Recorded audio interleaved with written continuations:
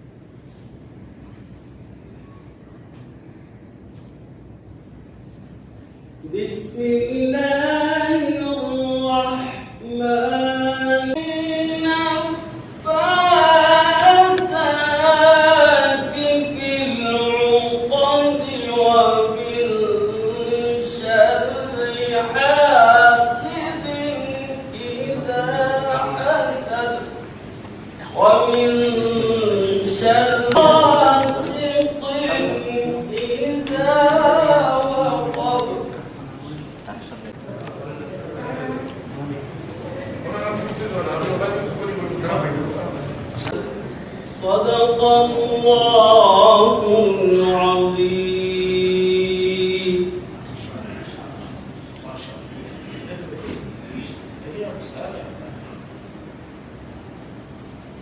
আজিৰ আমাৰ এই প্ৰগ্ৰামটো আপোনালোকে যেনেকুৱা জানিছে, আমাৰ প্ৰাক্তন মন্ত্ৰী মুখ্যমন্ত্ৰী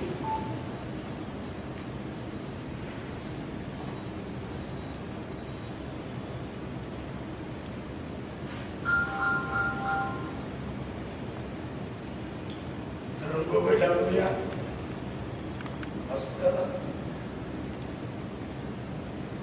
ইনটেনচিভ কেয়াৰ নহয় আৰু তেখেত আছে। কেইবাদিনৰ পৰা তেখেত আৰোগ্য হৈ আছে। মই কালি ৰাতি 12টা বজাত পইচা আহি আহিছোঁ।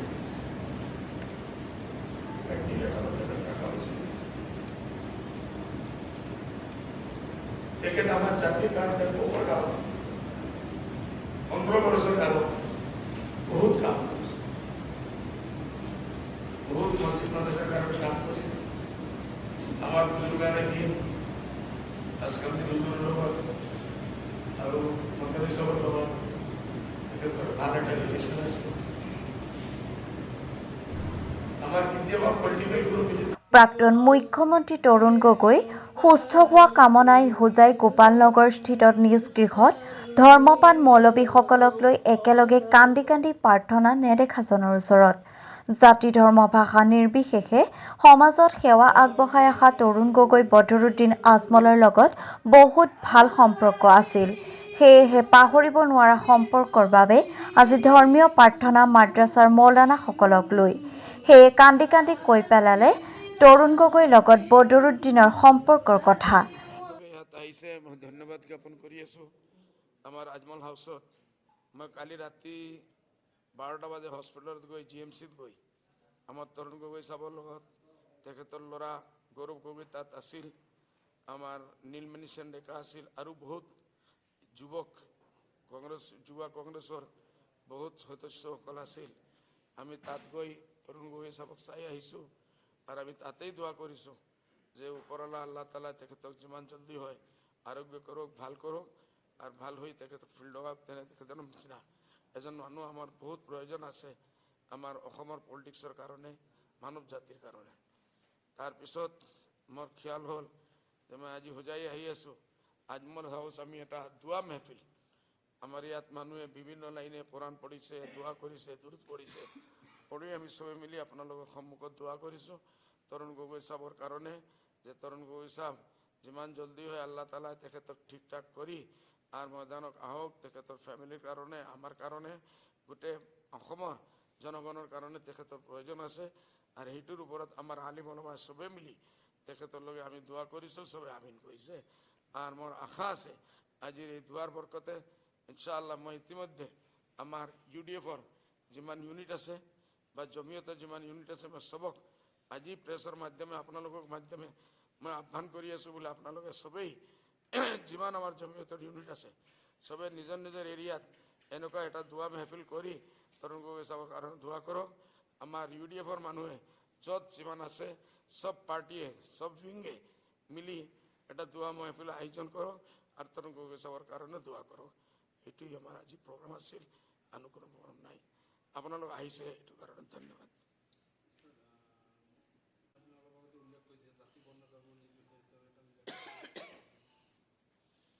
তেখেতৰ মেইন এটা গুণ আছিল, আমাৰ ঘৰত মোৰ দেউতাৰ লগত তেখেতৰ বহুত ভাল এটা ৰিলেশ্যন আছে। দুইবাৰ তেখেত আমাৰ বম্বে আমাৰ বাসভৱনত গৈছে, আজমল হাউচত, বম্বে আজমল হাউচত, আমাৰ ইয়াত এই আজমল হাউচত তেখেত দুইবাৰ আহিছে। আৰু তেখেতৰ সবচে ডাঙৰ গুণটো আছিল যে জাতি ধৰ্ম বৰ্ণ নিৰ্বিশেষে তেখেতে সব হিন্দু মুছলিম সবৰ কাৰণে অসমীয়া আৰু বিভিন্ন আমাৰ ট্ৰাইবছৰ কাৰণে সব মিলি কাম কৰিছে। আৰু এই গুণটো আজি পলিটিচিয়ানসকলৰ ভিতৰত কম পোৱা যায়। সেইটোৰ কাৰণেও আমি সব মিলি তেখেতৰ কাৰণে দোৱা কৰিব লাগে।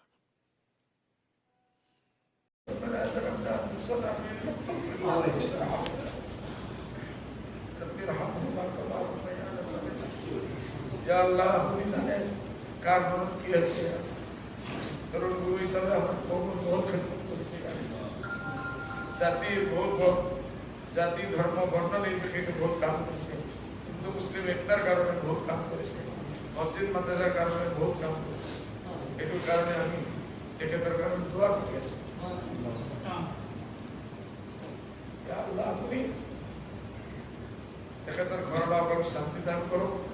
তেখেতৰ যিমান জলদি হয় আপুনি ভাল কৰি আৰোগ্য কৰি আবার ময়দানত পলিটিশন নামাই দিয়ক। আমার এই মানুহজনের এতিয়াও প্রয়োজন আছে, এটার কারণে আপনি আমার দুয়ার খাতে এই মানুষের আয়ুটো বাড়াই দিও। কে আল্লাহ, কে আল্লাহ আমার সব দোয়া আমি আপনার দোয়া করি আছি। এই মানুষের আমার লাগে, এই মানুষের আমার লাগে। ربنا آتنا حسنة وفي الآخرة حسنة وادخلنا الجنة مع الأبرار يا عزيز يا غفور. رب ارحمهما كما ربيانا صغيرا. اللهم إنا نسألك من خير ما سألك عبدك ونبيك محمد صلى الله عليه وسلم ونعوذ بك من شر ما استعاذك به وعليك البلاغ ولا حول ولا قوة إلا بالله. آمين آمين. 21 নিৰ্বাচনত জোটবন্ধনৰ নেতৃত্বত আহুকাল লাগিব পাৰে যদিহে তৰুণ গগৈ অৱস্থা আৰু বেয়া হয়। সেয়েহে মৌলবীসকলক কৈ দিলে সৰ্বধৰ্মীয় সভা পাতি দোৱা কৰিবলৈ উপদেশ দিলে। হুজাই পৰা সুচেন সাহা সাহুগত্ৰ কমল বেজবৰুৱা ৰিপৰ্ট, অপৰূপা টিভি। সংবাদ জগতৰ ভিৰৰ মাজতো এক সুকীয়া আৰু পৃথক পৰিচয় বিচাৰি এক অনন্য সংযোজন অপৰূপা টিভি আছামিজ নিউজ। সহস্ৰ দৰ্শকৰ আপোন হৈ উঠা অপৰূপা টিভি আছামিজ নিউজে এতিয়া দৰ্শকৰ মাজত এক নতুন আলোড়ন সৃষ্টি কৰিব গৈ আছে। দৰ্শকৰ অকুণ্ঠ সঁহাৰি আৰু চেনেহৰ টোপোলা বুকুত বান্ধি আমি আগুৱাই আহিছো এক সেন্দুৰীয়া বাটেৰে। সংবাদ জগতৰ সংগ্ৰাম আৰু সংঘৰ্ষৰ কাইটিয়া বাটত আমি নিৰ্ভীক আৰু নিৰপেক্ষতাৰে আগুৱাই যোৱাৰ সূৰ্যসম প্ৰতিজ্ঞা শিৰত লৈ আগুৱাই যাম। সমাজত পিছপৰাজনৰ খবৰটো যাতে ৰাজ্য চৰকাৰ তথা দিল্লীৰ দৰবাৰত আমি লৈ যাব পাৰোঁ, তাৰ প্ৰচেষ্টা সদায় অব্যাহত থাকিব আমাৰ এই কাইটিয়া যাত্ৰাত। অপৰূপা টিভি আছামিজ নিউজত অসমৰ উপৰিও সমগ্ৰ ভাৰতবৰ্ষৰ প্ৰতিখন ৰাজ্যৰ প্ৰতিখন জিলাৰ চহৰে নগৰে গাঁৱে ভূঞে চুকে কোণে লুকাই থকা বিভিন্ন গুৰুত্বপূৰ্ণ বাবাতৰিবোৰ স্পষ্ট অসমীয়া ভাষাত সুন্দৰকৈ দেখিবলৈ আৰু শুনিবলৈ পাব। ইয়াৰ উপৰিও সকলোকে আমোদ দিব পৰা ভিন ভিন কাৰ্যসূচী দেখিবলৈ পাব। অপৰূপা টিভি আছামিজ নিউজ চেনেলটোত প্ৰচাৰৰ উপযোগী যিকোনো বাতৰি আপুনিও আমালৈ পঠিয়াই এজন সংবাদসেৱীৰ দায়িত্ব পালন কৰিব পাৰে। আমাৰ মোবাইল নম্বৰ 9085365562। এই চেনেলটো আপুনি মোবাইলত সদায় সকলোৰে আগতে পাবলৈ অপৰূপা টিভি আছামিজ নিউজৰ ফেচবুক পেজত গৈ লাইক আৰু ফলোইঙত ক্লিক কৰক আৰু যদি ইউটিউবত চাব বিচাৰে তেন্তে অপৰূপা টিভি আছামিজ নিউজত গৈ লাইক কৰি বেল আইকনটো বজাই দিয়ক। আপোনাৰ মৰমৰ এই চেনেলটোক ৰাইজৰ মাজত আৰু আগুৱাই নিয়াৰ বাবে আপুনি চেনেলটোক শ্বেয়াৰ কৰি আমাক সহায় কৰক, লগতে আনকো চোৱাৰ সুবিধা দিয়ক। আপোনালৈ বিনম্ৰ অনুৰোধ কৰিলোঁ। অপৰূপা টিভি আছামিজ নিউজৰ তৰফৰ পৰা আপোনাক ধন্যবাদ জনালোঁ।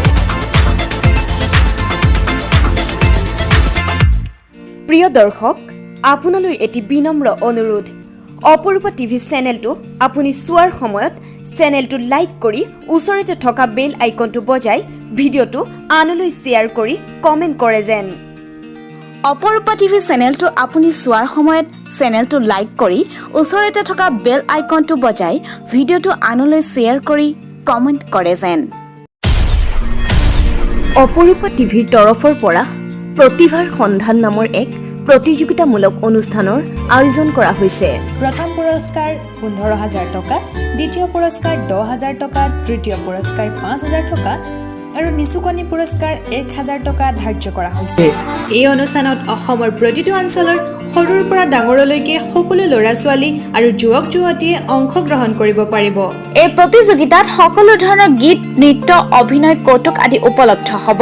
প্ৰতিযোগীসকলে অনলাইন মিউজিকত গীত গালে গ্ৰহণ কৰা নহ'ব। প্ৰতিযোগীসকলে নিজাকৈ ভিডিঅ' বনাই অপৰূপা টিভিৰ হোৱাটছএপ নম্বৰ 8638222515ত প্ৰেৰণ কৰিব লাগিব। প্ৰচাৰৰ উপযোগী ভিডিঅ' অপৰূপা টিভিত প্ৰচাৰ কৰে। প্ৰতিযোগিতাখনৰ ফলাফল অপৰূপা টিভিৰ বিচাৰক মণ্ডলীয়ে ঘোষণা কৰিব। বিচাৰক মণ্ডলীৰ সিদ্ধান্তই চূড়ান্ত সিদ্ধান্ত বুলি বিবেচনা কৰা হ'ব। প্ৰতিযোগিতাৰ ফলাফল 1 জানুৱাৰী 2021ত ঘোষণা কৰা হ'ব। এই প্ৰতিযোগিতাত যদি আপুনি বা অইন কোনোবাই অংশগ্ৰহণ কৰিব বিচাৰে তেন্তে আজিয়ে প্ৰস্তুতি আৰম্ভ কৰিব পাৰে আৰু অপৰূপা টিভিৰ হোৱাটছআপ নম্বৰ 8638222515ত ভিডিঅ' প্ৰেৰণ কৰি লাভ কৰক অপৰূপা টিভিৰ পুৰস্কাৰ। 8638222515ত ভিডিঅ' প্ৰেৰণ কৰি লাভ কৰক অপৰূপা টিভিৰ পুৰস্কাৰ। অপৰূপা টিভিৰ হোৱাটছএপ নম্বৰ 8638222515ত ভিডিঅ' প্ৰেৰণ কৰি লাভ কৰক অপৰূপা টিভিৰ পুৰস্কাৰ। অপৰূপা টিভিৰ হোৱাটছআপ নম্বৰ 8638222515ত ভিডিঅ' প্ৰেৰণ কৰি লাভ কৰক অপৰূপা টিভিৰ পুৰস্কাৰ। 8638222515ত ভিডিঅ' প্ৰেৰণ কৰি লাভ কৰক অপৰূপা টিভিৰ পুৰস্কাৰ।